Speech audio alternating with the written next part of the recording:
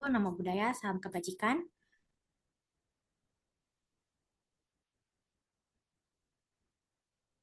Yang terhormat kepada Bapak Dr. Agus Wibowo, SPDI, SPD, MPD, selaku Kepala Program Studi Sarjana Pendidikan Ekonomi. Yang terhormat Bapak Saparudin Muhtar, SEMSI. Yang terhormat kepada dosen pengampu yaitu Ibu Dwi Ringga Dwi Dianegara, SPD, MPDE. Yang terhormat kepada Bapak Hanif Afif Naufal, SEME. Yang kami hormati Ibu Pembicara, Ibu Anik Pratiwi, SST, MSE. Serta kepada teman-teman yang kami banggakan yang hadir di dalam Zoom meeting kali ini dalam praktisi mengajar yang mengusung materi Denyut Nadi Ekonomi dan Harapan Peran UMKM dalam Pertumbuhan Pengentasan Kemiskinan dan Keberlanjutan. Baik, puji syukur kita panjatkan kepada Tuhan Yang Maha Esa, karena berkat rahmatnya kita sama-sama dapat berkumpul untuk bersama-sama menimba ilmu dari narasumber yang luar biasa. Uh, Mungkin bisa langsung perkenalan. Uh, saya izin perkenalan ya. Nama saya Fatia Nugraha selaku Master of Ceremony yang akan memandu sesi acara kali ini. Izinkan saya untuk membaca susunan acara pada kegiatan hari ini, yaitu sebagai berikut. Yang pertama ada pembukaan, yang nanti akan ada pembacaan doa, dilanjutkan dengan penyampaian materi, sesi tanya jawab, penutupan, pemberian sertifikat, dan juga sesi dokumentasi. Agar acara berlangsung dengan lancar dan memberikan manfaat bagi kita semua, marilah kita bersama-sama membuka acara ini dengan yang baik-baik. Kepada seluruh teman-teman, dipersilakan untuk berdoa dalam kepercayaan masing-masing. Berdoa dimulai.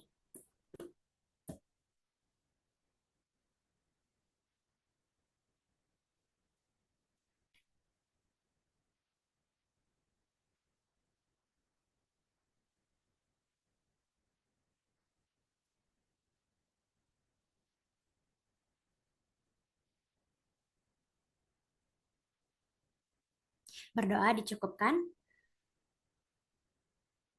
Untuk acara selanjutnya akan ada sambutan dari dosen pengampu mata kuliah yaitu Pak Hanif Afif Naufal, SEME, selaku dosen pengampu mata kuliah Ekonomi Pembangunan. Kepada waktu dan layar dipersilakan. Bismillah, Assalamualaikum warahmatullahi wabarakatuh. Ya, selamat pagi Bu Anik, Bu Ringga, dan teman-teman semua ya. Alhamdulillah kita kali ini akan membahas salah satu topik yang penting juga ya, penting untuk perekonomian Indonesia.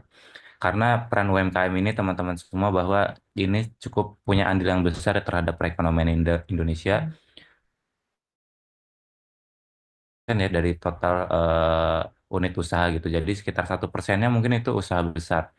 Jadi 99 ini dikuasai oleh para UMKM. Dari UMKM ini juga punya kontribusi yang besar juga terhadap PDB Indonesia ya sekitar 61% gitu dan itu setengahnya lebih maka dimainkan oleh UMKM. Dan penyerapan tenaga kerja juga cukup besar ya sekitar 97% dari total tenaga kerja. Nah, dari sini kita melihat bahwa UMKM ini dekat dengan masyarakat gitu karena mungkin ada di sekitar kita ya di mungkin dekat rumah teman-teman atau ke sekitar teman-teman yang di mana dengan kita mempelajari UMKM harapannya bisa membantu perekonomian masyarakat dan nanti pada akhirnya akan membantu terkait mungkin meningkatkan pendapatan dan akan mengatasi kemiskinan. Dan nanti mungkin kita juga perlu diskusi teman-teman. Nanti silahkan siapkan pertanyaan yang teman-teman siapkan. Karena dari lihat datanya pun bagaimana UMKM ini harusnya punya kompetitif ya dalam arti segi barangnya ataukah dari segi kualitasnya gitu. Misalkan dari data juga terkait UMKM ini yang sukses ekspor hanya sekitar 14% gitu. Nah, kan padahal UMKM yang cukup besar ini harusnya punya peluang juga untuk ke pasar ekspor dan juga bagaimana dari segi kompetitif dari kualitas barangnya itu sendiri.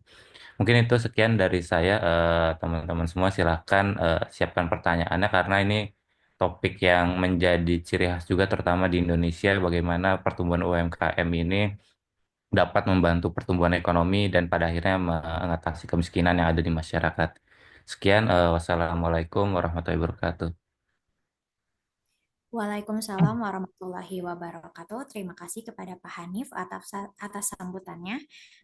Kemudian untuk selanjutnya, yaitu tanpa berlama-lama, akan ada sesi penyampaian materi yang akan disampaikan oleh Bu Anik Pratiwi. Tapi untuk penyampaian sesi materi nanti akan dipimpin oleh teman saya yaitu Nadia. Kepada Nadia, saya persilakan. Baik, terima kasih kepada MC. Langsung aja. Assalamualaikum warahmatullahi wabarakatuh. Shalom, Om Swastiastu, Namo Buddhaya, salam kebajikan, salam sejahtera untuk kita semua. Puji syukur kita panjatkan kehadiran Tuhan Yang Maha Esa, karena berkat rahmat dan karunia-Nya kita dapat mengikuti dan berkumpul pada Zoom meeting kali ini. Sebelumnya, saya ingin mengucapkan selamat datang dan terima kasih kepada rekan-rekan sekalian yang sudah meluangkan waktunya untuk hadir dalam acara praktisi mengajar ekonomi pembangunan pada hari ini. Dengan mengangkat tema Denyut Nadi, Ekonomi dan Harapan Peran UMKM dalam Pertumbuhan, Pengentasan Kemiskinan dan Keberlanjutan. Saya juga mengucapkan terima kasih ke MC yang sudah mempersilahkan saya menjadi moderator pada praktisi mengajar kali ini. Oke, sebelumnya izinkan saya untuk memperkenalkan diri. Perkenalkan, nama saya Nadia Rahma dari Prodi Pendidikan Ekonomi Angkatan 2023. Sesuai dengan tema praktisi kita kali ini, tentunya kita akan menyimak pemaparan materi sekaligus berdiskusi singkat mengenai bagaimana peran UMKM dalam pertumbuhan ekonomi. Pada kesempatan kali ini, itu semua bakal dibahas tuntas sama pembicara kita yang luar biasa. Maka dari itu, langsung saja kita panggil pembicara kita pada hari ini. Ini dia pembicara kita pada hari ini, Ibu Anik. Halo Bu Anik. Halo, selamat pagi Mbak Nadia, Pak Hanif, dan Bu Ringga, juga teman-teman semuanya. Sehat semua ya. Bagaimana Bu kabarnya untuk hari ini Bu? Alhamdulillah, baik. Jadi kemarin di kontak Bu Ringga, tadinya mau kita agendakan sore, cuma kata Bu Ringga sepertinya kalau sore anak-anak ngantuk Bu. Jadi saya switch ke sesi siang. Mudah-mudahan habis ini makan siang jadi nggak ngantuk. Ya Bu. Nggak nyangka ya Bu, kali ini pertemuan kedua kita Bu pada praktisi mengajar ya Bu ya. Ya, Tuh, betul Mbak. Mudah-mudahan teman-teman juga nggak bosan lihat saya lagi. ya Bu, semoga aja enggak ya Bu ya. Sebelumnya, makasih banget loh Bu sudah menyempatkan waktunya untuk mengikuti acara praktisi mengajar kami hari ini Bu. Sama-sama Mbak. Mungkin kita langsung aja ya Bu ya ke sesi pemaparan materi kali ini. Kepada Bu Anik, waktu dan layarnya kami persilahkan. Terima kasih Mbak Nadia. Mohon izin Bu Ringga dan juga Pak Hanif, juga teman-teman sekalian. Mungkin kita langsung aja ya. Saya izin share screen.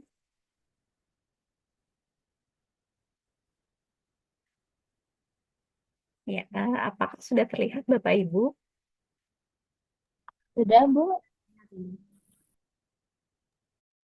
Oke, jadi untuk topik kali ini diminta sesuai silabus yaitu mengenai UMKM. Sebenarnya apa yang mau saya sampaikan tuh udah disampaikan Pak Hanif nih sebagai pengantar. Saya jadi bingung apa yang mau saya sampaikan selanjutnya Pak. Tapi mudah-mudahan ada yang berbeda ya Pak ya. Ada saya bisa melengkapi apa yang tadi sudah Pak Hanif sampaikan. Oke, sebelumnya perkenalkan nama saya Anik Anik Pratiwi, saya statistisi di Biro Perencanaan Badan Pusat Statistik. Eh, Kalau di bidang ekonomi sebenarnya konsen saya lebih ke arah agriculture dan sustainable development. Oke, terkait dengan topik kita ya hari ini yaitu kita akan diskusi tentang peran UMKM dalam pertumbuhan, pengentasan kemiskinan dan juga keberlanjutan. Sebelumnya saya mau mengajak dulu teman-teman untuk mengenal lebih jauh apa sih yang dibilang sebagai UMKM. Apakah UMKM itu semua yang usaha-usaha yang di pinggir jalan, atau sebenarnya ada kriteria tertentu yang sudah ditetapkan terkait dengan penyebutan usaha mikro, kecil, dan menengah ini. Jadi di sini saya coba sampaikan kriteria usaha mikro, kecil, dan menengah menurut Peraturan Pemerintah Nomor 7 Tahun 2021. Jadi di sini kita mengkategorikan suatu usaha sebagai usaha mikro, usaha kecil, dan usaha menengah berdasarkan hasil penjualan atau omset dia selama setahun dan juga berdasarkan modal usahanya. Jadi jika suatu usaha omsetnya selama setahun kurang dari 2 miliar dan modal usahanya kurang dari sama dengan 1 miliar, tidak termasuk tanah dan bangunan tempat usaha, maka dia kita kategorikan sebagai usaha mikro. Nah, kita katakan dia kecil jika omset dalam setahun itu dia lebih dari 2 miliar dan bernilai paling banyak 15 miliar. Itu dan juga modal usahanya lebih dari 1 miliar dan maksimal 5 miliar tidak termasuk tanah dan bangunan tempat usaha. Sementara untuk yang skalanya menengah, dia omsetnya lebih dari 15 miliar sampai dengan 50 miliar dengan modal usaha lebih dari 5 miliar sampai dengan 10 miliar. Itu juga tidak termasuk tanah dan bangunan. Ini dasarnya adalah PP nomor 7 tahun 2021 yang digunakan juga oleh BPS maupun Kemenko UMKM dalam menentukan skala usaha mikro, kecil, dan menengah. Nah, selanjutnya kita akan mencoba melihat bagaimana peranan UMKM terhadap perekonomian. Jadi, kalau teman-teman lihat di layar, ini ada banyak kotak-kotak ya. Kotak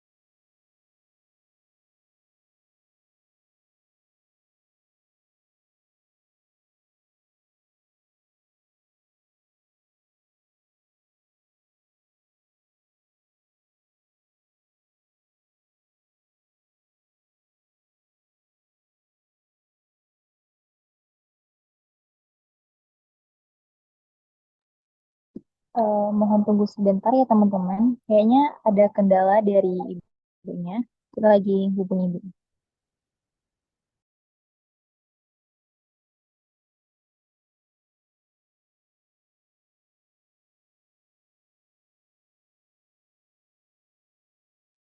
ya mohon izin Bapak Ibu, maaf tadi sepertinya saya terlempar, jaringannya nggak stabil.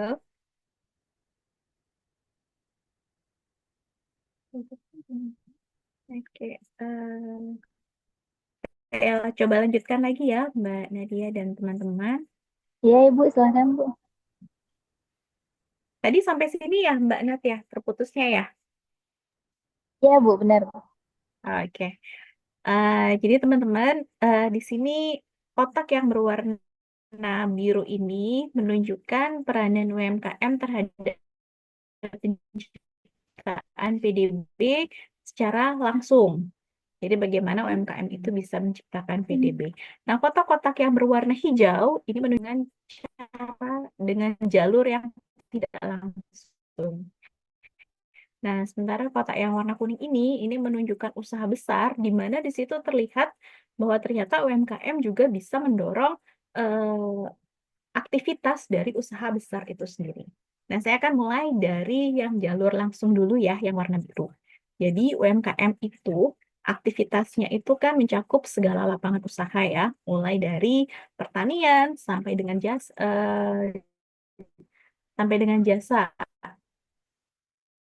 Kemudian produk yang dihasilkan UMKM bisa berupa barang, bisa berupa jasa.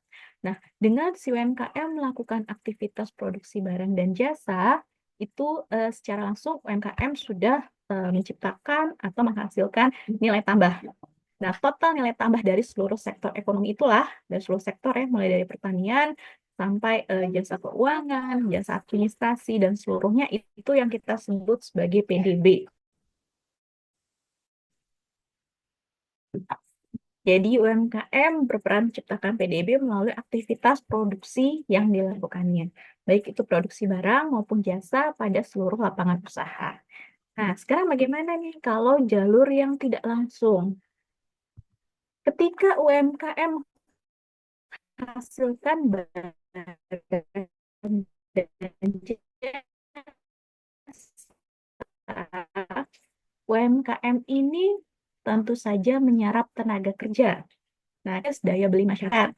Karena kan ketika mereka bekerja, ketika masyarakat bekerja, masyarakat memperoleh pendapatan. Dengan pendapatan itu, masyarakat melakukan kegiatan konsumsi yang berakibat pada peningkatan permintaan barang dan jasa ini bisa permintaan terhadap barang dan jasa yang dihasilkan oleh UMKM sendiri, bisa permintaan barang dan jasa itulah kemudian berlanjut lagi polanya supaya tadi UMKM dan usaha besar melakukan aktivitas produksi sehingga menciptakan PDB.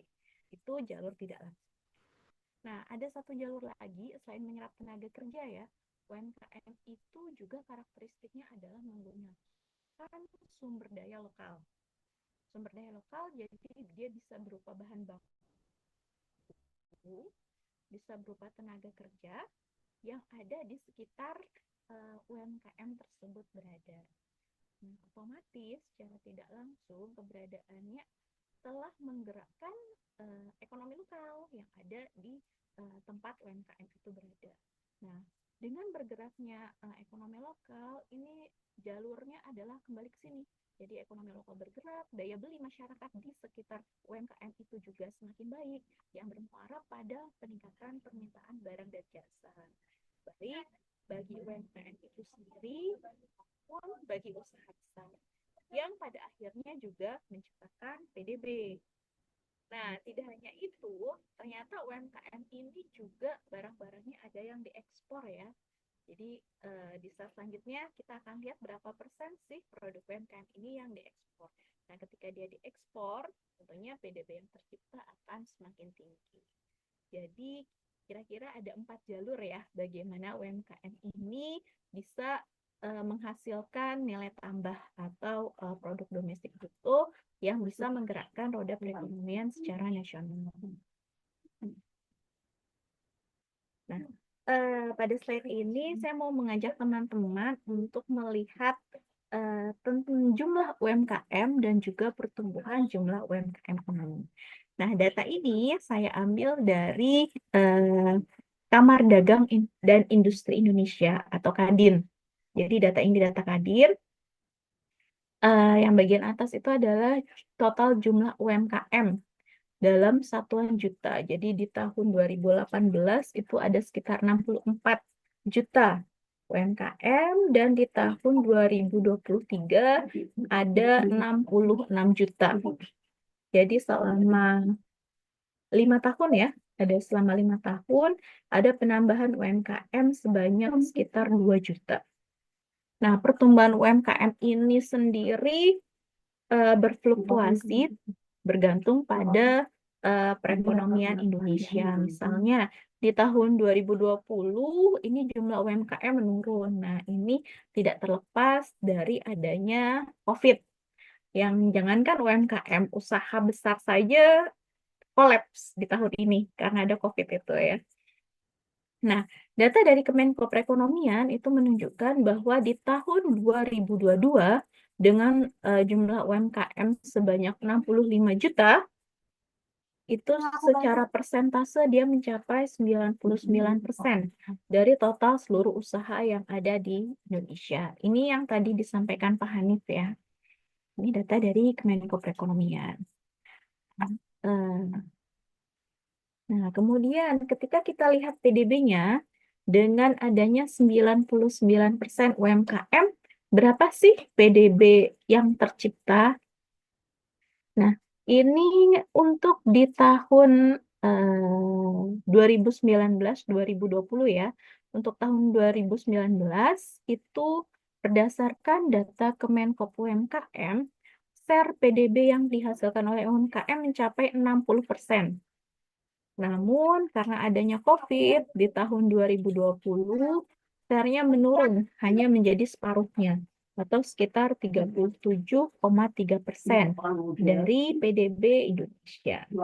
Nah, bagaimana dengan tahun 2023? Tahun 2023 ini PDB-nya mencapai 61% dari PDB Indonesia. Ini masih data dari Kemenkop UMKM. Jadi kalau kita lihat dalam kondisi normal ya, itu kontribusi PDB yang tercipta itu sekitar 60%. Itu bisa terlihat dari 2019 itu 60%, di 2023 61%. Jadi kalau saya bisa bilang kontribusinya terhadap ekonomi besar, tapi pertumbuhannya lambat. Nah, ada isu di situ tuh, kenapa dia lambat, itu nanti kita akan lihat. Karena UMKM ini menghadapi beberapa hambatan-hambatan ya, jadi istilahnya mereka melakukan kegiatan ekonomi itu secara biasa-biasa aja, bisnis as usual, yang membuat kontribusi mereka stagnan dalam kisaran 60%. Tuh. Detailnya nanti kita lihat di belakang, ada beberapa hambatan yang memang dihadapi oleh UMKM Indonesia. Nah, di sini saya coba bandingkan UMKM PDB, kontribusi PDB yang dihasilkan oleh UMKM di beberapa negara. Mohon maaf, ini gambarnya mungkin kurang terlihat jelas ya. Ini saya ambil dari Goodstat, sumber aslinya dari CNBC Indonesia Research. Jadi di sini disampaikan bahwa ini untuk Indonesia, kontribusi UMKM dalam penciptaan PDB-nya mencapai 61%. Itu yang paling tinggi dibandingkan negara lain seperti Jerman, Jepang, Singapura, Amerika Serikat, Thailand, Vietnam, Malaysia, Korea Selatan, India, Filipina, Pakistan, dan Sri Lanka. Jadi cukup besar memang kontribusi UMKM ini di Indonesia. Jadi dan peranannya juga penting. Nah, selanjutnya saya mau ajak teman-teman lihat bagaimana sih peranan UMKM dalam penyerapan tenaga kerja. Nah, dengan menggunakan data dari Kemenkop UMKM ya, di tahun 2022 itu terdapat 65 juta UMKM yang mempekerjakan 114,7 juta orang atau sekitar 56% dari tenaga kerja di Indonesia. Jadi cukup besar ya dari sisi jumlah UMKM-nya itu 99%. Kemudian dari sisi penyerapan tenaga kerjanya, lebih dari separuh tenaga kerja kita itu terserap di UMKM, usaha mikro, kecil, dan menengah. Dan memang tenaga kerja yang terserap di sektor ini biasanya adalah tenaga kerja informal yang memiliki ciri-ciri biasanya kualitas SDM-nya itu rendah, tingkat pendidikannya itu rendah, kemampuan dia untuk berinovasi itu juga rendah. Next, nah di sini kita akan melihat peranan UMKM terhadap pemberdayaan perempuan.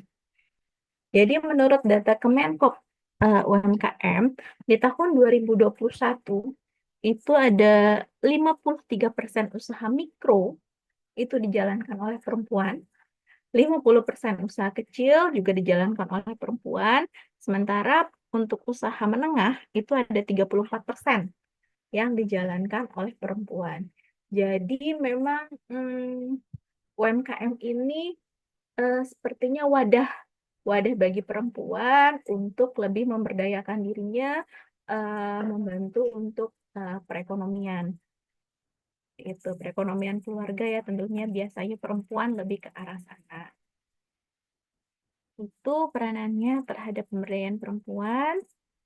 Nah, bagaimana terhadap ekspor? Ini saya masih menggunakan data ke Kementerian Koperasi dan UMKM. Itu di tahun 2020, jumlah kontribusi ekspor UMKM itu mencapai 14,37%. Jadi dari total seluruh ekspor Indonesia di tahun 2020, 14%-nya itu disumbangkan oleh UMKM. Nah, sementara pada 2021 kontribusi ini meningkat, cuma meningkatnya memang tidak signifikan ya, hanya sekitar 1%, menjadi 15%, 15,69%.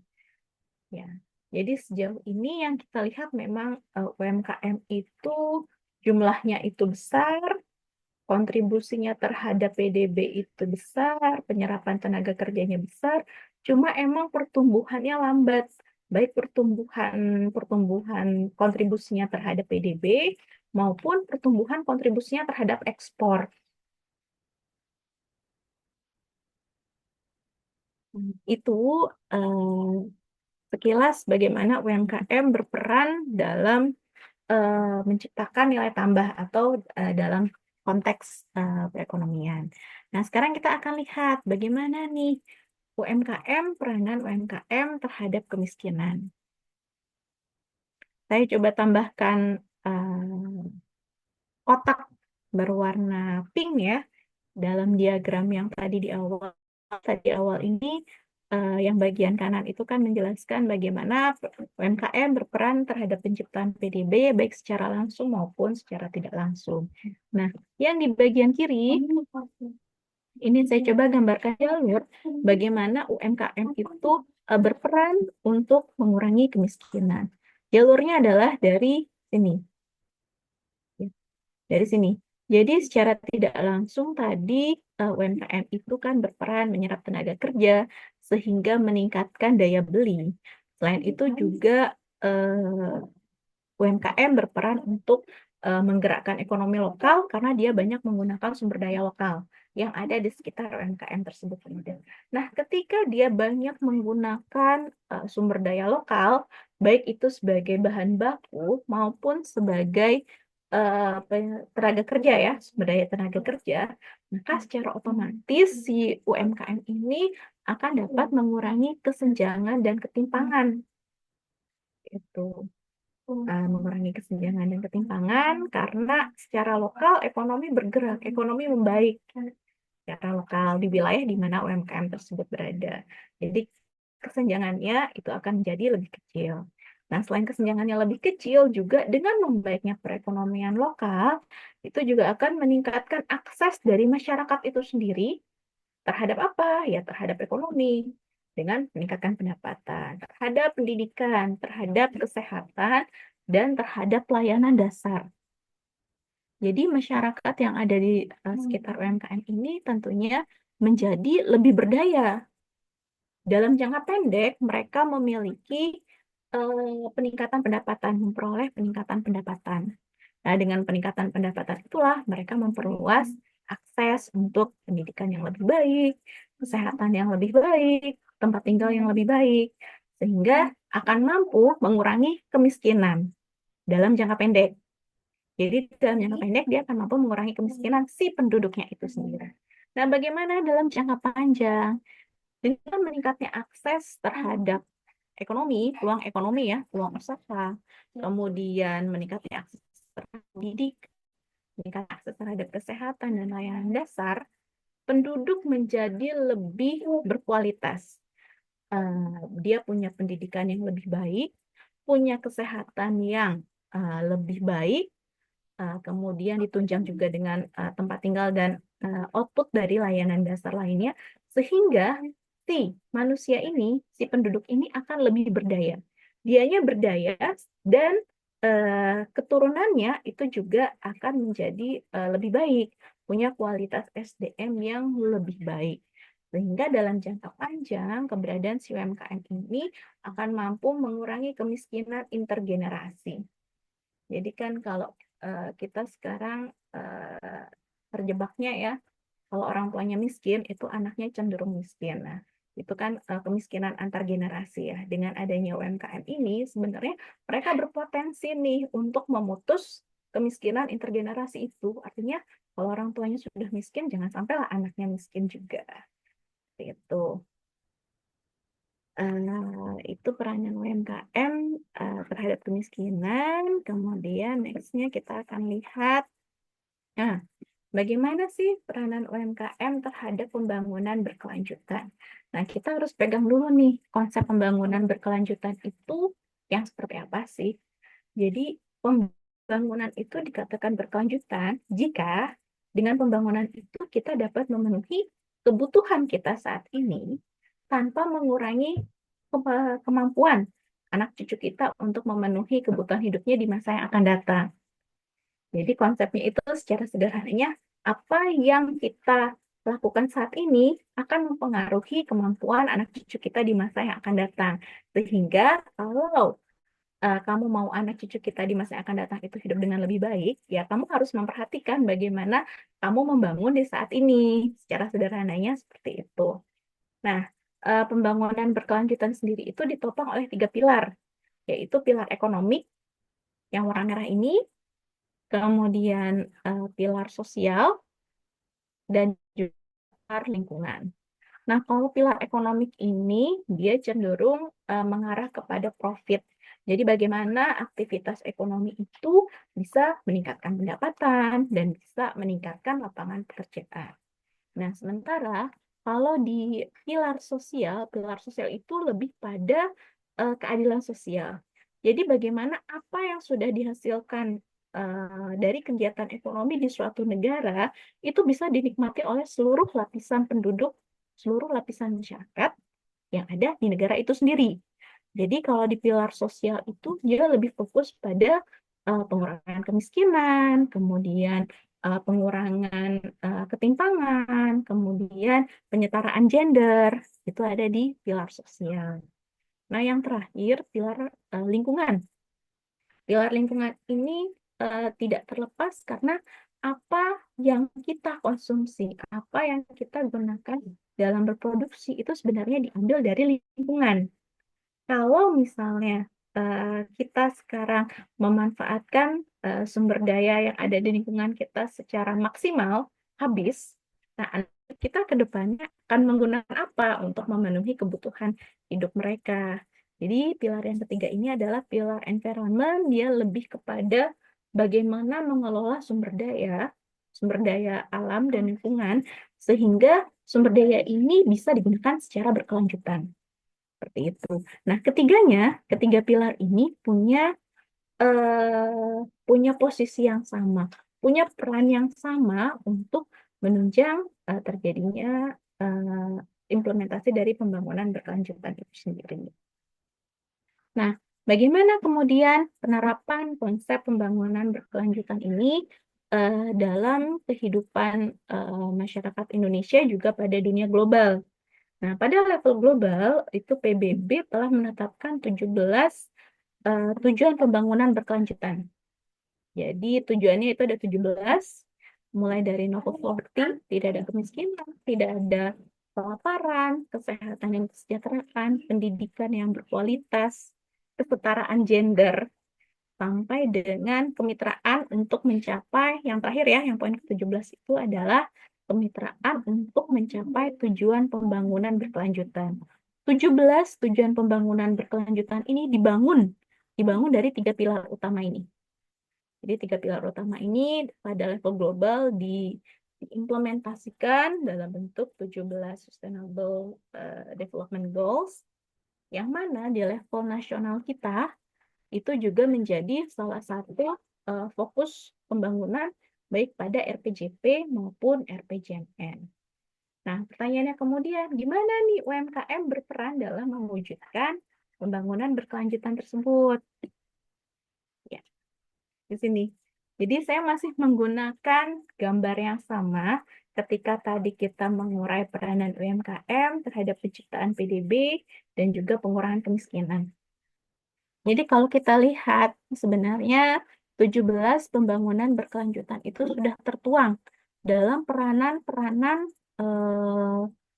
UMKM ini. Misalnya yang satu, peranan UMKM dalam pengurangan kemiskinan itu mendukung tujuan pertama dari pembangunan berkelanjutan, yaitu no poverty, tidak ada kemiskinan.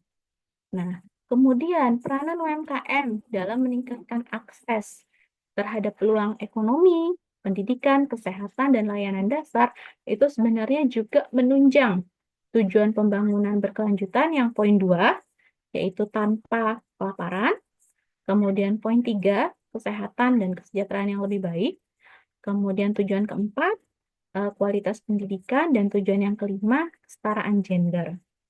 Nah, kemudian peranan UMKM dalam mengurangi kesenjangan dan ketimpangan itu juga sejalan dengan tujuan pembangunan berkelanjutan yang nomor 10, yaitu mengurangi ketimpangan. Nah, di sini nih penggerak ekonomi lokal. Peranan UMKM dalam menggerakkan ekonomi lokal itu mendukung tujuan pembangunan berkelanjutan yang ke-11, yaitu kota dan masyarakat yang berkelanjutan. Jadi, ketika ekonomi lokal itu bergerak, urbanisasi itu akan semakin menurun. Dengan menurunnya urbanisasi, maka penduduk baik yang menjadi tempat asal urbanisasi maupun penduduk yang ada di tempat tujuan urbanisasi itu dia akan lebih sustain karena di tempat tujuan urbanisasi dia tidak ketambahan beban penduduk yang bisa jadi mungkin tidak memenuhi kualitas untuk bisa bekerja dengan layak di kota tujuan urbanisasi, sementara di kota atau daerah asal urbanisasi mereka tidak kehilangan potensi tenaga kerja. Sehingga dengan demikian, maka baik kota tujuan maupun kota asal urbanisasi itu bisa sama-sama lebih sustain. Nah, kemudian peranan UMKM dalam penciptaan PDB. Nah, itu sejalan dengan tujuan pembangunan berkelanjutan yang ke-8, yaitu pekerjaan yang layak dan juga pertumbuhan ekonomi. Dan aktivitas utama UMKM, yaitu produksi barang dan jasa, itu sebenarnya juga terkait dengan tujuan pembangunan berkelanjutan yang nomor 9, yaitu pembangunan industri, inovasi, dan infrastruktur. Kemudian tujuan pembangunan berkelanjutan yang nomor 12, produksi dan konsumsi yang bertanggung jawab. Kemudian yang ke-13, climate action, perbaikan iklim. Kemudian yang ke-14, life below water, itu kehidupan di bawah laut. Kemudian life on land, itu kehidupan di darat ya. Jadi aktivitas produksi ini kan berkaitan dengan input ya. Berkaitan dengan input, jadi di situ berkaitan dengan sumber daya yang digunakan. Ketika si UMKM bijak menggunakan sumber daya, yang mana sumber dayanya itu bisa berasal dari bawah laut ya, sumber daya alam bawah laut, entah itu ikan atau biota laut lainnya, termasuk juga sumber daya alam yang ada di darat. Ketika si UMKM itu bijak menggunakan, maka dia sudah berperan untuk mewujudkan pembangunan yang berkelanjutan. Ketika UMKM itu sudah mampu mengelola limbah secara bijak sesuai dengan ketentuan, dia sudah berperan nih dalam perbaikan iklim, kemudian mengurangi efek gas rumah kaca juga. Nah, kalau industri, inovasi, dan infrastruktur itu tentu saja jelas ya, itu sangat melekat sekali di UMKM bagaimana UMKM itu memerlukan infrastruktur dan inovasi untuk melakukan aktivitasnya, untuk menjaga supaya aktivitasnya tetap berkelanjutan. Nah, dari 17 Sustainable Development Goal itu ternyata ada 4 Sustainable Development Goal yang tidak bisa artinya tidak bisa dikelola sendiri oleh UMKM. Yaitu apa? Clean water dan sanitasi. Ini UMKM nggak bisa berdiri sendiri, tapi di situ perlu ada intervensi dari pemerintah untuk menyediakan sanitasi dan air yang layak. Tuh. Kemudian juga yang nomor Sustainable Development Goal yang nomor 7, energi yang bersih. Nah, menyediakan energi yang bersih ini juga UMKM ini akan sulit kalau harus berdiri sendiri. Dia harus juga mendapat intervensi dari pemerintah. Termasuk juga keamanan, keadilan, dan kelembagaan yang kuat itu juga jelas mengarah ke pemerintah. Dan juga kemitraan untuk mencapai tujuan pembangunan berkelanjutan, itu juga nggak bisa dilepas ke UMKM sendiri, tapi perlu intervensi pemerintah. Jadi, yang di dalam lingkaran ini sebenarnya peranan UMKM terhadap pembangunan berkelanjutan yang memang full bisa dilakukan oleh UMKM itu sendiri.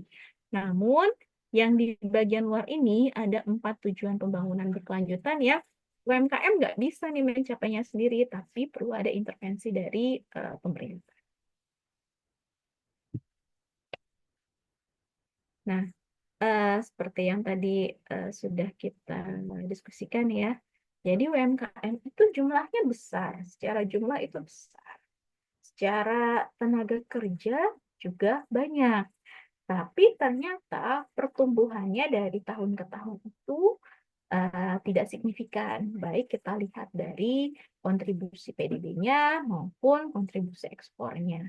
Nah, berarti ada sesuatu isu nih yang terjadi yang menyebabkan si UMKM ini nggak perform dengan optimal. Nah, apa saja isunya? Yang pertama itu dari sisi permodalan. Ya, jadi data-data menunjukkan ya, di sini saya pakai data dari AFPI, Asosiasi Fintech Pendanaan Bersama Indonesia. Itu dia bilang di tahun 2020 sekitar 46,6 juta dari total 64 juta UMKM atau sekitar 73% UMKM di Indonesia itu belum memiliki akses permodalan dari perbankan maupun lembaga keuangan bukan bank. Jadi 73% UMKM itu masih mengandalkan modalnya sendiri. Itu di tahun 2020. Nah, ternyata di tahun 2023 memang sudah menurun ya. Namun masih cukup besar. Masih ada 69% pelaku UMKM yang bergantung pada modal sendiri atau keluarga untuk mendanai usahanya. Jadi kalau kita lihat selama kurun waktu dari 2020 sampai 2023 ya, atau sekitar 4 tahun, itu penurunannya dari 73% menjadi 69. Berarti hanya 4% ya. Hanya 4% UMKM yang kemudian mendapatkan akses terhadap modal dari lembaga keuangan atau yang tidak bergantung pada modal sendiri atau modal dari keluarga. Itu dalam jangka waktu 4 tahun tuh. Padahal kalau kita baca berita-berita sudah cukup banyak juga ya kebijakan-kebijakan pemerintah yang berupaya untuk memberikan akses kepada pelaku UMKM untuk bisa mendapatkan akses permodalan. Nah, di sini bisa jadi ini nih, bisa jadi isu untuk penelitian nih. Kan kebijakan yang sudah dibuka sebegitu besar, kebijakan dari pemerintah, kok masih banyak ya UMKM yang masih bergantung pada modal sendiri atau keluarga untuk mendanai usahanya. apakah mereka tidak memiliki jaminan untuk mengakses modal yang diberikan atau seperti apa. Nah, itu bisa jadi isu untuk riset sendiri. Nah, kemudian hambatan yang kedua adalah digitalisasi. Di era saat ini, semua itu serba digitalisasi. Mau nggak mau, suka atau tidak suka, UMKM untuk bisa tetap perform, untuk bisa meningkatkan performanya dalam ekonomi, itu harus bertransformasi, harus beradaptasi dengan digitalisasi ini. Nah, faktanya di tahun 2022 ya, data dari Kemenkop dan UMKM itu menunjukkan bahwa masih ada 70,2% UMKM yang menghadapi hambatan dalam transformasi digital, seperti kurangnya keterampilan digital dan infrastruktur teknologi. Ini sayang banget ya. Padahal dengan adanya kemudahan digitalisasi saat ini, mereka tuh bisa memperluas pasar untuk produk-produk baik barang atau jasa yang mereka hasilkan. Nah, ini dampak lanjutannya karena tadi mereka menghadapi hambatan dari sisi digitalisasi, membuat akses pemasaran mereka itu menjadi terbatas. Di mana saya masih pakai data dari Kemenkop UMKM, itu di tahun 2023 saja baru 34% UMKM yang masuk platform digital untuk pemasaran. Jadi memang penggunaan teknologi informasi di kalangan UMKM ini masih sangat terbatas ya. Mungkin sebenarnya mereka butuhkan bukan cuma penyediaan akses terhadap digital tersebut ya, misalnya internet atau yang lain-lain, tapi yang mereka produksi sebenarnya literasi. Literasi bagaimana mereka bisa memanfaatkan media-media digital yang disediakan oleh pemerintah untuk memperluas pemasarannya. Nah, selain tadi juga terbatas pemasarannya dari sisi digital, ini kalau dari sisi ekspor, ya kalau dari sisi ekspor juga pemasarannya relatif terbatas ya, karena tadi kenaikan kontribusi ekspornya itu hanya meningkat 1% dari 14,37 menjadi 15,39. Jadi kebanyakan produk UMKM ini masih belum bisa menembus pasar internasional. Masih baru bermain di pasaran domestik saja. Kenapa sih mereka nggak bisa nembus pasar internasional? Lihat di sini, ternyata mereka belum bisa memenuhi standarisasi produk. Ya, jadi kalau Indonesia kan punya SNI ya, label standar nasional. Ternyata data dari Kadin ini data 2010 memang ya, untuk UMKM yang bergerak di bidang makanan, minuman, dan tembakau itu hanya sekitar 10% dari produknya yang memiliki label standar nasional Indonesia atau yang sudah memenuhi label SNI. Itu di tahun 2010. Nah, di tahun 2022 pun itu juga dari Badan Standarisasi Nasional itu masih ada 10% kurang, bahkan kurang ya, kurang dari 10% UMKM yang memiliki produk memenuhi SNI. Jadi kebayang ya, kalau mereka saja produk mereka belum bisa memenuhi standar nasional, bagaimana mereka bisa memperluas pasar ke internasional?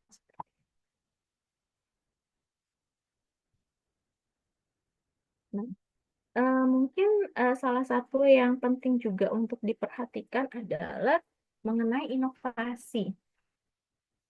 Saat ini semua hampir seluruh elemen usaha itu berupaya untuk melakukan inovasi.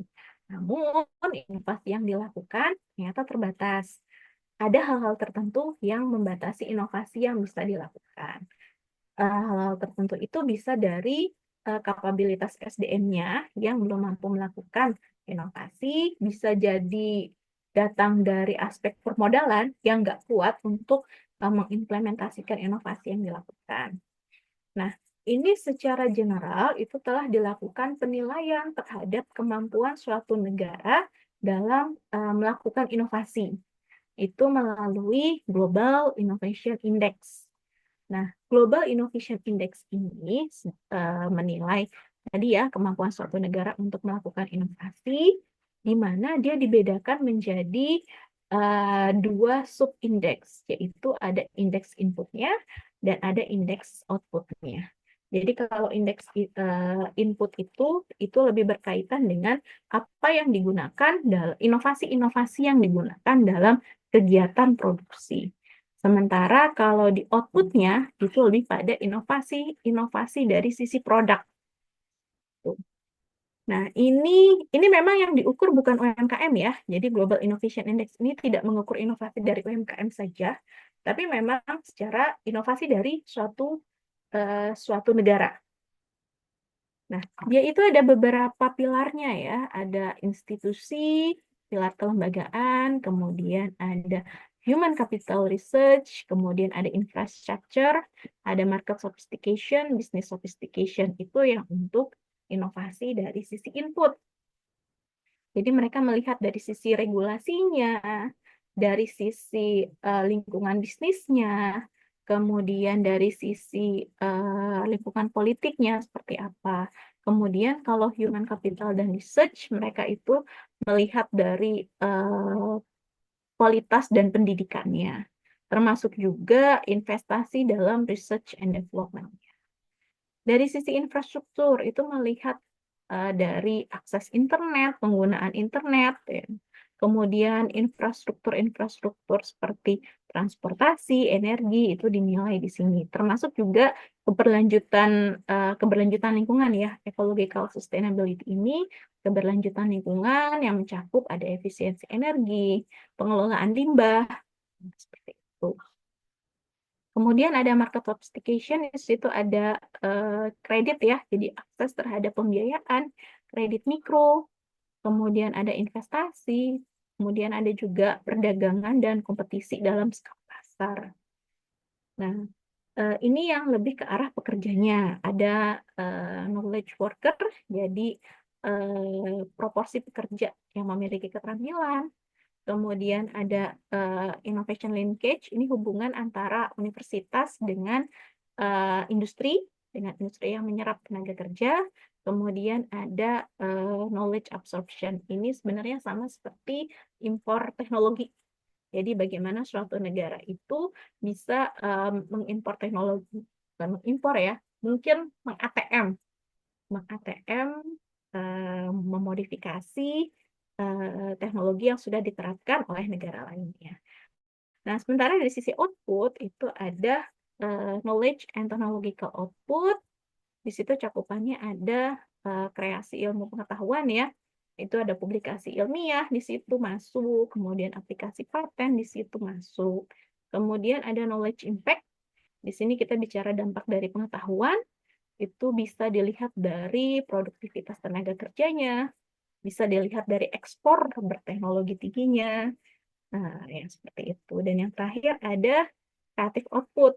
Creative output itu sendiri itu mencakup creative goods and service, jadi jasa barang dan jasa kreatif ya. Kemudian intangible asset, itu aset tak berwujud, itu bisa merek, kemudian desain industri dan sebagainya.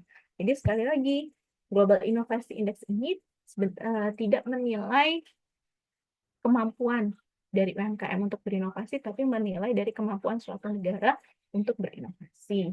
Namun, dengan melihat proporsi jumlah UMKM kita mencapai 99% dari seluruh usaha yang ada di Indonesia, maka sebenarnya ini bisa dijadikan proksi untuk melihat bagaimana inovasi UMKM itu dilakukan.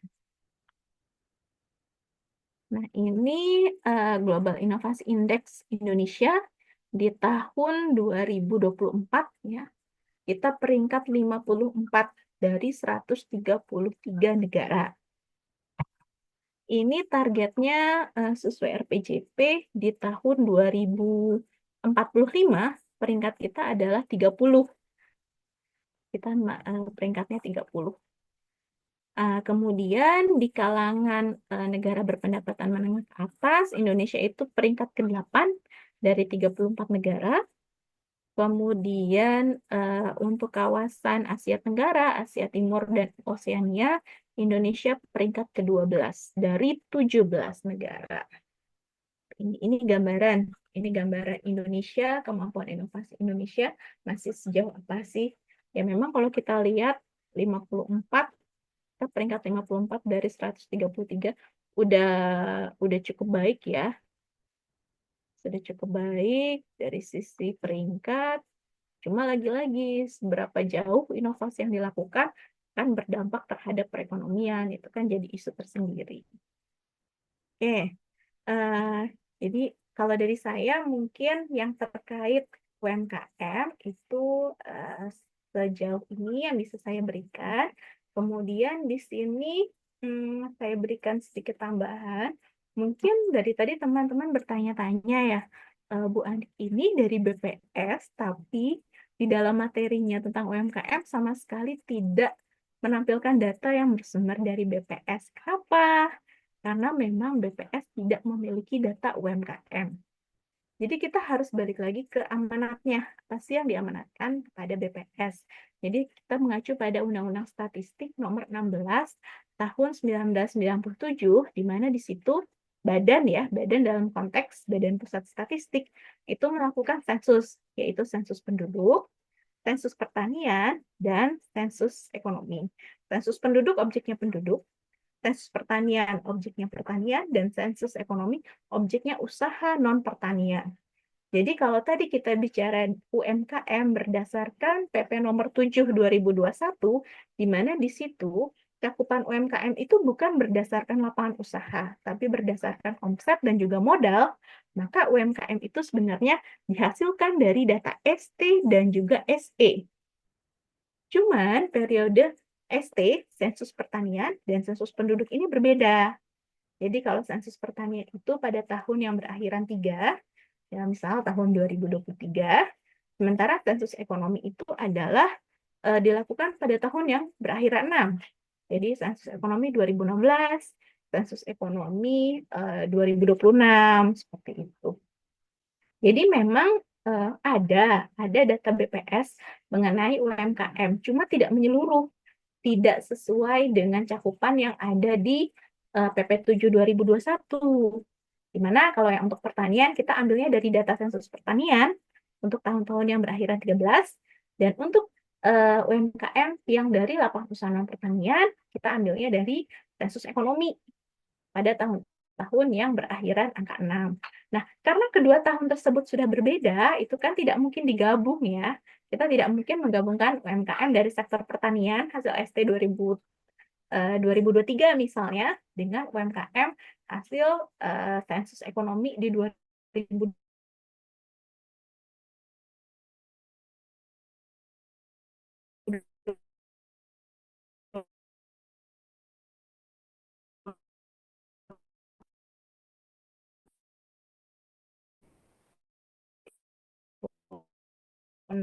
Untuk lapangan usaha non pertanian. Nanti topiknya tentang UMKM seperti itu. Nah, jadi apa dong yang dihasilkan BPS? BPS itu menghasilkan, selain melaksanakan 3 sensus tadi, BPS menyelenggarakan statistik dasar, yaitu memang statistik yang pemanfaatannya untuk kepentingan luas bagi pemerintah dan masyarakat yang sifatnya lintas sektor. Jadi kalau kita lihat UMKM itu kan dia punya pengampus sendiri ya, Kemenkop UMKM. Maka itu tidak lagi menjadi statistik dasar, tapi statistik sektoral yang kemudian diambil oleh Kemenkop UMKM. Makanya tadi saya banyak menyantur data dari Kemenkop UMKM. Nah, peranan BPS apa dong untuk data-data yang sifatnya bukan statistik dasar? Nah, BPS melakukan pembinaan pada kementerian ataupun lembaga yang menghasilkan data sektoral. Jadi seperti tadi, Kemenkop UMKM itu menghasilkan data UMKM.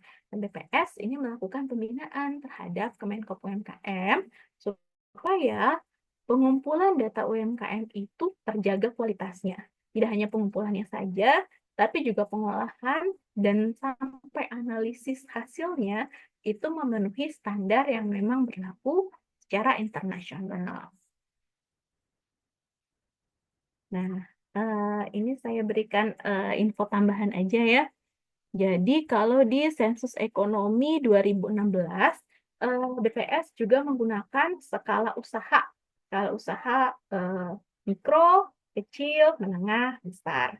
Hanya saja waktu itu belum ada PP 7 2021. Jadi kami masih menggunakan UU nomor 20 tahun 2008 dalam menentukan skala usahanya. Di mana kalau tadi di PP 7 2021 dia tuh penentuan mikro, kecil, menengah selain berdasarkan omset juga berdasarkan modal, cuma nilai rupiahnya yang berbeda. Jadi kalau undang-undang yang lama itu mikro itu sampai 300 juta. Kalau tadi kan kalau nggak salah sampai 5 miliar ya kalau untuk mikro. Batasan batasan itu yang batasan itu yang berbeda. Nah, tapi kalau teman-teman tertarik mau melihat data UMKM hasil sensus ekonomi, tentu saja ini cakupannya hanya untuk lapangan usaha non pertanian ya. Itu teman-teman bisa akses melalui link ini. Nah, terkait dengan penyediaan data UMKM juga, ya tadi BPS selain melakukan pembinaan juga khusus untuk tahun 2022 hingga 2024, BPS punya kerjasama dengan Kemenkop UKM untuk penyediaan data koperasi dan UMKM. Itu yang kemudian dilakukan melalui kegiatan pendataan lengkap PPKM atau PLK UMKM. Itu diagendakan dari 2022 hingga 2024. Nah, hanya saja pendataan PL UMKM ini tidak menyeluruh untuk seluruh usaha dalam 1 tahun. Jadi misalnya di tahun 2022 itu hanya sebagian, 2023 sebagian, baru 2024 tuntas. Nah, detailnya ini di sini. Jadi di tahun 2022 itu diperoleh 9 juta data UMKM by name by address. Nah, di tahun 2023 kita akan menyasar, sudah disasar ya, 215 kabupaten kota di 32 provinsi ada usaha non pertanian. Jadi memang dicicil, PLK UMKM itu sifatnya dicicil. Misalnya dari misal ada target 1.000 usaha UMKM di tahun 2024 yang harus didata. Nah, itu dicicil. Misal 2022 kita mendata 30%-nya, 2023 30%-nya, sehingga di 2024 bisa tuntas. Nah, kenapa harus dicicil begitu? Itu sebenarnya bukan rekomendasi dari BPS, karena eh, kita dalam konteks pemerintahan ketika menyelenggarakan suatu kegiatan kan ada budget constraint ya. Jadi kenapa harus terpisah seperti itu juga menyesuaikan dengan budget constraint-nya. Dalam hal ini untuk pendanaan PLUMKM memang budgetnya itu secara anggaran berada di bawah Kemenkop. Jadi kita menyesuaikan dengan anggaran yang ada di Kemenkop. Ya, mungkin teman-teman itu yang bisa saya sampaikan pada siang hari ini. Mudah-mudahan bermanfaat. Selanjutnya saya kembalikan lagi kepada Mbak Nadia selaku moderator. Terima kasih banyak ya Bu untuk pemaparan materinya. Keren ya teman-teman pemaparan materi dari Bu Anik ini mengenai bagaimana peran UMKM dalam kehidupan kita sehari-hari. Terima kasih atas pemaparan materi yang sangat inovatif dari Bu Anik. Sekarang kita akan beralih ke sesi tanya jawab. Namun sebelum itu saya izin untuk menyampaikan bagaimana sistem untuk tanya jawab, yaitu bagi teman-teman yang ingin bertanya boleh mengangkat fitur hand yang di bawah. Baik, Pak teman-teman, kalau ada yang bertanya.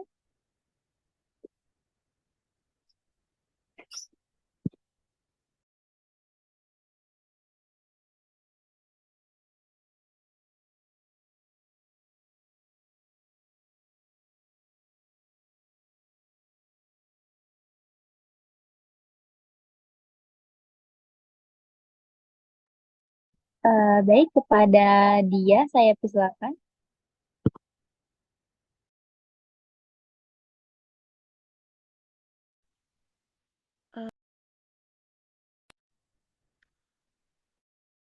Baik, terima kasih moderator atas kesempatannya dan juga terima kasih kepada Ibu Anik atas pemaparan materinya yang sangat bermanfaat dan juga menambah wawasan. Di sini saya izin bertanya Ibu, seperti yang tadi disampaikan ini kan pada tempat ada perbandingan peranan UMKM di beberapa negara, diantaranya juga terdapat eh, untuk negara maju, misalnya di negara Jepang, Korea, Jerman, dan juga Singapura. Tetapi bisa dilihat di situ bahwasanya peranan di Indonesia ternyata lebih besar, sekitar 61%. Lalu bagaimana sih Bu untuk prospek kedepannya di Indonesia ini? Apakah jika Indonesia menjadi negara maju tersebut akan ada perubahan struktur ekonominya? Dan juga apakah peranan UMKM tersebut ini bisa tergantikan seiring dengan perkembangan struktur negara tersebut? Mungkin itu saja. Terima kasih. Terima kasih Mbak Dia. Mbak Nadia, boleh nggak saya izin jawabnya satu-satu, takut kelupaan? Boleh Bu, boleh silakan Bu. Nggak apa ya Mbak. Eh, jadi tadi pertanyaan pertamanya, kenapa yang di negara maju, sorry, kenapa yang di negara maju itu lebih kecil ya peranan UMKM gitu ya Mbak Diah ya? Pertanyaan pertama, ya. Jadi kita juga ngelihat dari jumlahnya ya. Kalau based on jumlah itu memang kayak kita tadi itu kan mencapai 99% dari usahanya. Nah, bisa jadi di negara besar itu jumlah jumlah UMKM-nya tidak sebanyak Indonesia tentunya. Sehingga yang lebih berperan di situ adalah usaha pada skala besarnya. Tuh memang sudah berbeda berbeda ininya ya, berbeda nature-nya itu sudah berbeda given apa ya? Ya, sumber daya yang dimiliki oleh negara itu memang sudah berbeda. Indonesia yang notabene masih negara dengan pendapatan menengah, itu usahanya memang didominasi oleh UMKM dari sisi jumlahnya, dari sisi tenaga kerjanya, sehingga kontribusi UMKM-nya ini juga cukup besar, sampai 61%. Sementara misal Amerika itu lebih ditopang oleh industri-industri besar yang notabene semua sudah menggunakan teknologi, bahkan mungkin robotik. Dalam konteks itu, peranan UMKM-nya tentu saja kecil. Nah, ke depannya apakah dengan perubahan Indonesia nanti menjadi negara maju, maka UMKM-nya akan switch. Ini saya masih belum tahu ya Mbak ya, saya belum bisa memberikan jawaban. Namun memang untuk bisa menjadi negara maju, itu effort Indonesia itu harus luar biasa. Jadi kalau pertumbuhan Indonesia hanya dalam kisaran 5-6%, itu kita akan tetap terjebak dalam middle income trap. Kalau kita mau melompat naik negara maju, itu minimal 8% pertumbuhan yang harus tercipta. Nah, saya nggak tahu effortnya itu sebesar apa untuk bisa menghasilkan pertumbuhan minimal 8%, apalagi di tengah ketidakpastian global. Itu jadi saya belum bisa prediksi jawaban Mbak Diah untuk yang nomor kedua ya akan seperti apa struktur kontribusi UMKM-nya terhadap PDB apabila Indonesia nantinya menjadi negara maju. Tuh, maaf Mbak Diah. Silakan Mbak Nadia. Terima kasih Bu untuk jawaban dari pertanyaan tadi. Baik, untuk pertanyaan selanjutnya kepada Karina Andini, saya persilahkan. Oke, sebelumnya terima kasih ya Bu Ani atas materinya yang sangat informatif dan bermanfaat. Sebelumnya aku mau nanya, jadi kan tadi ada beberapa permasalahan UMKM di Indonesia, salah satunya adalah banyaknya UMKM yang nggak membayar pajak gitu loh ke pemerintah setempat gitu. Terus juga di mana sekarang juga mulai tahun depan kan diberlakukannya pajak itu kan pajak PPN juga naik ya sekitar 12%. Nah, untuk itu kira-kira usaha pemerintah dalam menanggapi permasalahan tersebut itu bagaimana sih Bu? Dan juga kan kita kan di sini ada beberapa dari kita juga udah mau merintis usaha UMKM-nya gitu ya, baik baik segi yang kayak misalkan semester depan tuh ada program UMKM kayak Wirawiri gitu. Nah, untuk menanggapi hal tersebut, kayak misalkan kenaikan pajak, tapi UMKM-nya sendiri nggak membayar pajak, itu kira-kira ada solusi lain nggak sih, Bu? Maksudnya tuh kayak sementara UMKM ini tuh sebagai pemicu gitu loh untuk pertumbuhan ekonomi yang ada di Indonesia. Kayak gitu. Terima kasih sebelumnya, Bu Anik. Terima kasih Mbak Andini ya. Jadi, gini, UMKM, UMKM itu kebanyakan usahanya itu tidak tercatat. Kenapa tidak tercatat? Karena UMKM ini sangat bergantung pada modal sendiri. Kalau dia lagi ada modal, dia berusaha. Kalau dia nggak ada modal, usahanya dia tutup. Kalau dia pendapatannya lagi bagus, mungkin dia bisa diversifikasi produk. Yang tadinya satu produk jadi dua produk. Jadi sulit bagi pemerintah, termasuk BPS sendiri ya, untuk mencatat yang namanya UMKM. Karena sangat berfluktuatif. Dan fluktuatifnya itu eh, ini sangat bergantung pada kondisi ekonomi. Ekonomi turun sedikit aja, itu yang tadinya berusaha jadi nggak berusaha karena nggak ada modal. Dengan tidak adanya pencatatan yang baik, maka akan sulit bagi pemerintah untuk mewajibkan UMKM untuk membayar pajak. Itu dari sisi ininya ya, dari sisi usahanya, dari sisi usaha UMKM-nya itu sendiri. Jadi sebenarnya ini kalau mau nakal-nakalan ya, kalaupun nggak bayar pajak itu nggak ketahuan sama pemerintah karena nggak punya catatannya. Nah, bagaimana dengan UMKM yang memang tercatat? Nah, biasanya kalau dia usahanya udah masuk ke level menengah, atau memang dia usahanya yang memang usaha kecil yang sudah stabil dan menjadi binaan Kemenkop UMKM, itu biasanya mereka punya nomor registrasi. Nah, seharusnya memang itu diberikan kelonggaran oleh pemerintah ya. Entah itu kelonggaran, sebenarnya yang paling penting itu kelonggaran dalam akses modal, kemudahan untuk memperoleh modal, dan juga kemudahan untuk melakukan pemasaran. Jadi pastikan pasarnya ada, pastikan modalnya ada, jalan dia. Seperti itu. Jadi bayangan saya sih seperti itu Mbak untuk menanggapi kalau pajaknya naik, UMKM harus bayar pajak, itu bagaimana? Ya mau tidak mau memang harus ada intervensi dari pemerintah bahwa UMKM ini oke, kita permudah untuk memperoleh modal, misal untuk pinjaman sampai dengan sekian ratus juta atau sekian puluh juta, itu tidak perlu agunan atau jaminan, dan kita jamin pemasarannya. Oke, produk-produk kamu itu nanti akan kita buka pasarnya di sini. Kita akan melakukan, mungkin kita ekspor ke wilayah lain ya, mungkin belum sampai level antar negara, tapi paling tidak ekspor antar wilayah. Dibuka seperti itu. Mungkin Oke, itu sih Mbak dari saya. terima kasih banyak Bu Anik. Jadi pemerintah sendiri memberikan intervensi kelonggaran ya Bu untuk para UMKM yang semisalkan UMKM itu udah tercatat gitu oleh pemerintah. Terima kasih banyak Bu Betul. Anik. Terima kasih. Baik, untuk pertanyaan selanjutnya kepada Novia, saya silakan. Baik, terima kasih kepada Bu Anik atas pemaparan materi yang sangat jelas dan sangat bermanfaat. Terima kasih juga sebelumnya sudah memberikan saya kesempatan untuk bertanya. Saya izin bertanya, Bu, sebagaimana yang telah disampaikan di peranan UMKM dalam pembangunan ekonomi, terlihat bahwa banyak aspek UMKM yang berpengaruh dalam ranah keberlanjutan. Lalu, kebijakan seperti apa yang dibutuhkan UMKM dalam menunjang peranan UMKM dalam pembangunan keberlanjutan? Apakah kebijakan pembangunan keberlanjutan tersebut juga bisa digunakan untuk mengatasi hambatan misalnya dalam digitalisasi, pemasaran, dan standarisasi?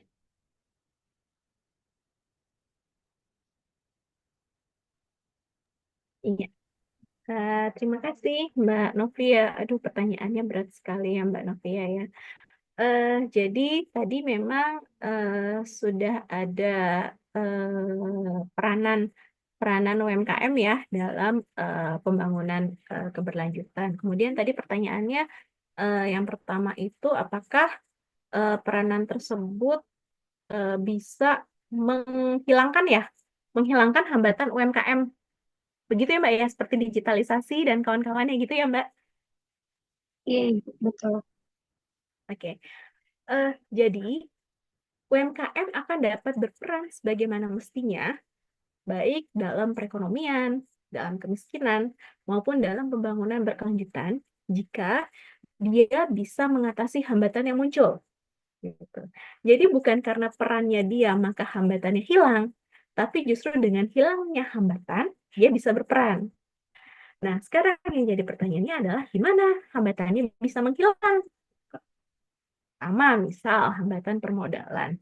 Hambatan permodalan itu sendiri sebagian besar kalau kita mau melakukan pinjaman di bank, itu kan perlu agunan ya kalau nominalnya cukup besar. Kecuali kalau nominalnya dan itu mungkin agunannya bisa ada kebijakan untuk peniadaan agunan di beberapa bank. Nah, jadi bagaimana pemerintah bisa memastikan si UMKM ini bisa memperoleh modal, baik UMKM tersebut punya jaminan untuk melakukan pinjaman ataupun tanpa jaminan.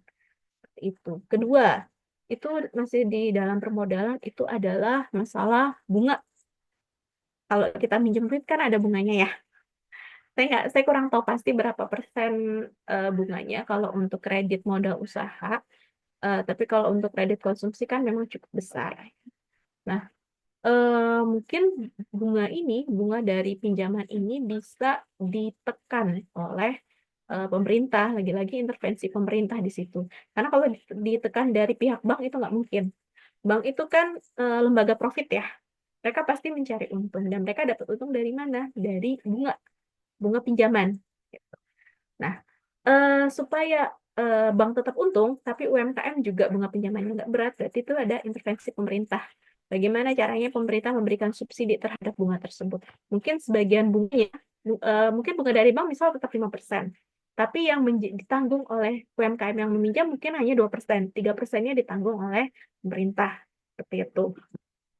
Itu dari sisi permodalan. Tapi pemerintah juga lama-lama nggak kuat dong kalau harus menanggung misal 3% dari seluruh UMKM dalam jangka waktu lama, itu keuangan negara bisa ini juga bisa bocor juga kalau seperti itu. Maka jalannya adalah selain pemerintah tadi intervensinya kan terhadap modal ya, pemerintah juga harus memastikan si UMKM ini bisa melakukan aktivitas produksinya secara berlanjut. Gimana caranya? Nah, yang pertama, peningkatan kualitas SDM-nya. SDM UMKM kita itu sebagian besar adalah tadi dilaksanakan oleh perempuan. Nah, perempuannya perempuan mana? Kebanyakan adalah mereka ibu rumah tangga yang mau menunjang ekonomi keluarga dengan membuka usaha. Misal usaha warung atau usaha jajanan makanan yang di pinggir-pinggir jalan itu. Nah, kalau usaha-usaha seperti itu kan ini ya tidak istilahnya ada modal jalan, nggak ada modal ya udah. Nah, sekarang pemerintah selain sudah memberikan modal, sudah memastikan modalnya ada, sekarang memastikan lagi gimana caranya supaya usaha tersebut tetap berlanjut, kualitas barang yang dihasilkan menjadi lebih baik. Misalnya usaha warung, diajarin tuh si UMKM ini, gimana sih cara dia mengelola warung, bagaimana cara dia melakukan pembukuan, kemudian dipermudah mereka mendapatkan supplier dengan harga yang terjangkau, seperti itu. Itu di bagian tengahnya. Jadi permodalan di awal. Di bagian tengah dijaga supaya si UMKM ini tetap bisa berusaha dengan tadi peningkatan kualitas SDM-nya. Jadi di situ akan ada pelatihan, akan ada pembinaan. Nah, gimana caranya untuk bisa melatih dan membina? Harus punya catatan dong, ya kan? Jadi memang pendataan UMKM itu menjadi penting. Karena dengan adanya data itu, pemerintah bisa ngasih intervensi lebih jauh. Oke, berarti si A misal perlu usaha untuk pengelolaan warung. Si B misalnya dia industri rumahan. Berarti perlu pelatihan misalnya untuk membuat tenun. Itu memang perlu di tengahnya dijaga. Jadi pemerintah jaga modal di awal, jaga keberlanjutan kegiatan produksi di tengah, dan yang ketiga, ujungnya jangan lupa pemasarannya. Ini yang sebenarnya tuh kita masih lemah. Saya pernah lihat di beberapa daerah itu, khususnya di daerah pariwisata ya, di Bali dan Lombok, karena dulu saya pernah bertugas di sana, itu Pemda itu banyak membangun pasar barang seni. Tujuannya untuk apa? Tujuannya untuk memasarkan output dari kerajinan-kerajinan yang dihasilkan UMKM. Tapi ternyata pasarnya sepi, pasarnya kosong. Kenapa? Karena misal di Kabupaten A menghasilkan tenun, kemudian dibangun pasar pasar khusus untuk menjual tenun di kabupaten itu. Nah, sekarang kita lihat ketika Kabupaten A menghasilkan tenun, apakah dia masih butuh tenun sehingga harus ada pasar di kabupaten itu?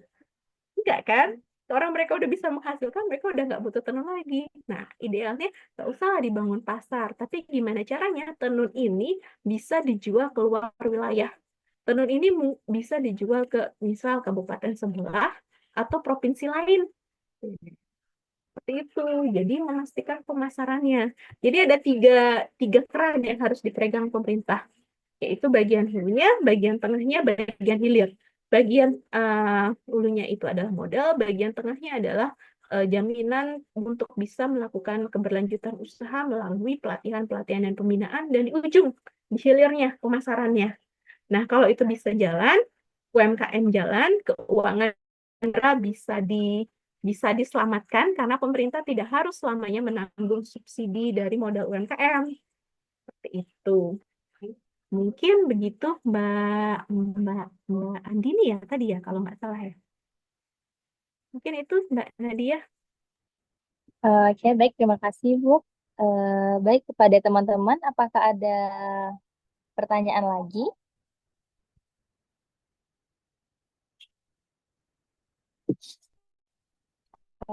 Mungkin kalau tidak ada, langsung aja.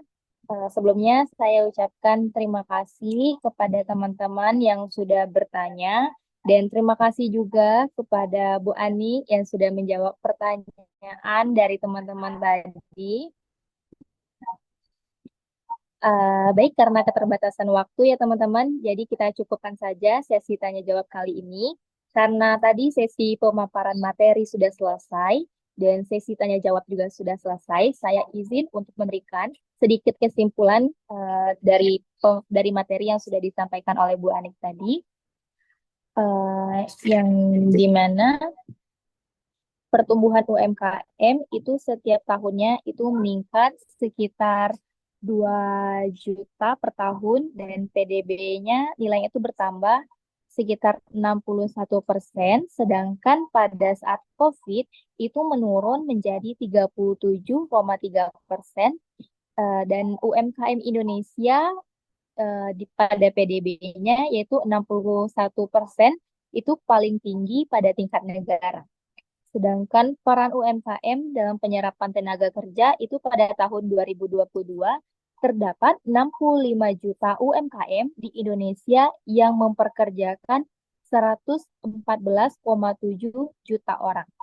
Dan peran UMKM dalam pemberdayaan perempuan itu 52,9% itu berasal dari perempuan, dan 50,6 makronya juga dijalankan oleh perempuan. Dan di sini ada beberapa hambatan dalam peran UMKM, yaitu yang pertama itu adalah permodalan, yang kedua ada digitalisasi, yang ketiga ada akses dalam pemasaran, dan yang keempat ada standarisasi atau SNI, dan yang terakhir itu ada inovasi. Selanjutnya akan ada pemberian sertifikat sebagai wujud terima kasih dan tanda kenang-kenangan dari kami untuk Bu Anik. Baik, kepada operator dimohon untuk melampirkan sertifikatnya.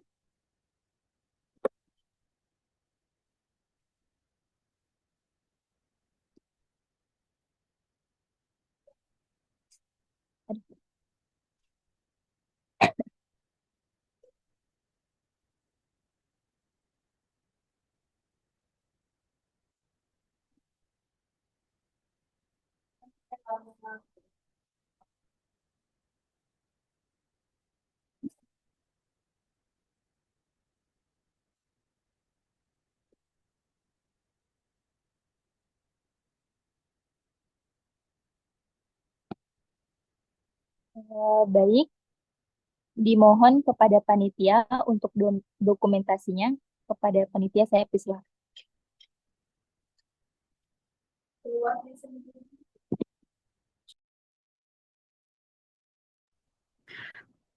Baik, untuk sesi dokumentasi akan saya pandu dalam hitungan 3, 2, 1.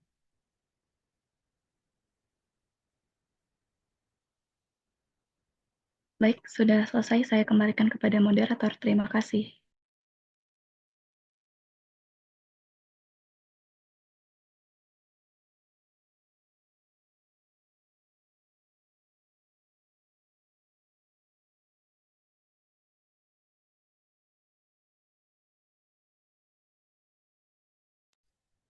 Mengenai UMKM,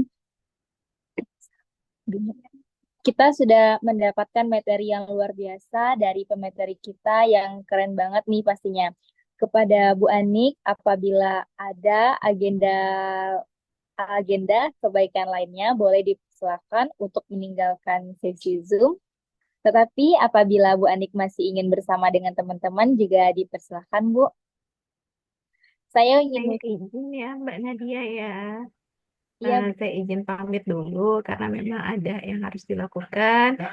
Terima kasih saya ucapkan kepada Bu Ringga, kemudian ke Bapak Bapak dosen pengampu, juga kepada teman-teman semua. Saya mohon maaf apabila dalam penyampaian ada yang kurang. Terima kasih atas kesempatan yang diberikan. ya, Saya sama-sama. izin live ya, Mbak ya. Bapak Ya, Ibu, izin Terima kasih live. Mbak Nik. Sama-sama Bapak. terima kasih ya, Bu.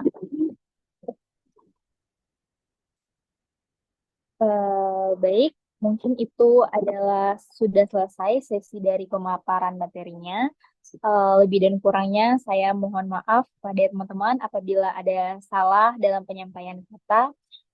Mungkin selanjutnya akan saya persilahkan kepada MC untuk melanjutkan. Saya sebagai moderator, Nadia Rahma, pamit undur diri.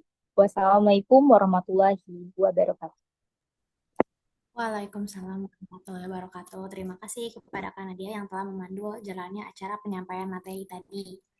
Nah, teman-teman, gimana nih materi yang udah disampaikan tadi oleh Bu Anik yang pastinya sangat memberikan kita pengetahuan yang lebih karena sebenarnya bab UMKM ini tuh juga bab terakhir kita di dalam mata kuliah ekonomi pembangunan.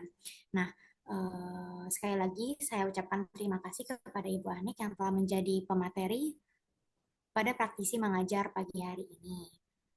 Untuk itu kepada teman-teman, karena tadi di awal sudah diawali dengan yang baik-baik, maka untuk penutupan juga diakhiri dengan yang baik-baik. Maka dari itu, kita berdoa bersama-sama dalam kepercayaan masing-masing. Berdoa dimulai.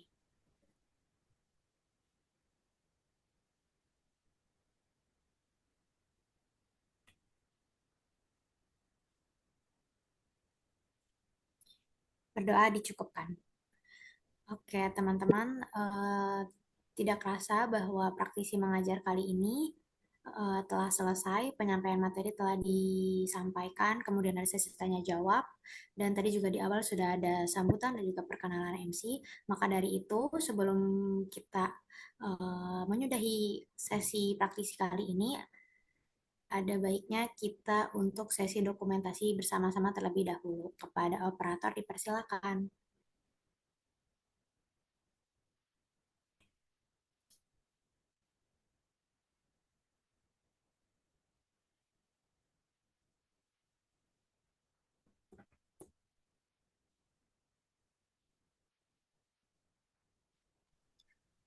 Oke, baik. Saya izin memandu untuk sesi dokumentasi kepada teman-teman dan juga rekan-rekan sekalian dipersilahkan untuk on-cam terlebih dahulu.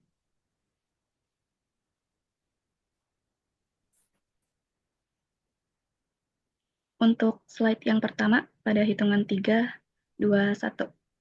Slide yang kedua.